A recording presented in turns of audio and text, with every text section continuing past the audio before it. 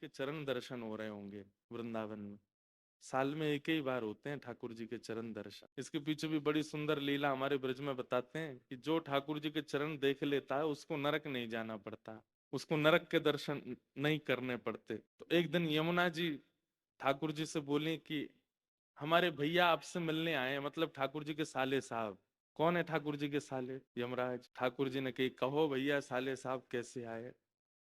बोले आप तो हमारा व्यापार बंद कराने के उम्मीद में हैं, आप तो चाहते हैं कि हमारा जो नरक है वो वहां के सब किवाड़ बंद हो जाएं। ठाकुर जी बोले क्यों?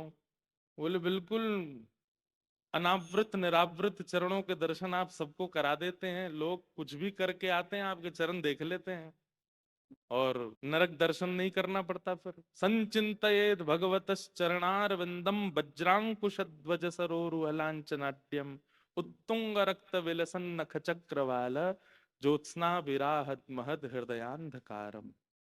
कपिल देवूति संवाद में भगवान कहते हैं चरण दर्शन की महिमा कितनी। तब यमुना जी और श्री यमराज जी के सुख के लिए ठाकुर जी ने चरण दर्शन एक ही दिन अक्षय तृतीया के दिन। लेकिन हमारे ठाकुर जी बड़े चतुर हैं, ऐसी तिथि चुनी है चरण दर्शन कराने की, एक बार देख लो अक्षय हो जाता है।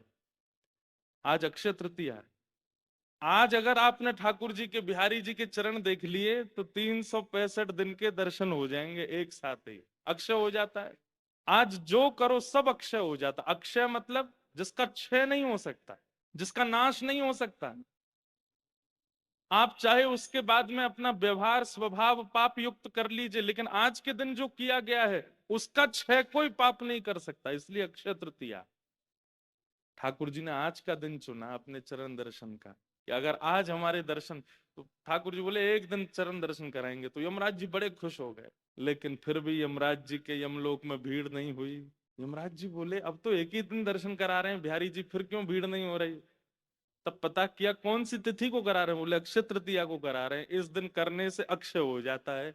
इतना इतना गुना फल मिलता है कि एक जीवन में अगर एक बार चरण दर्शन कर लो, जीवन भर ना करे तो भी उसका कोई बाल बाका नहीं कर सकता। उसको एक ही बार में संपूर्ण जीवन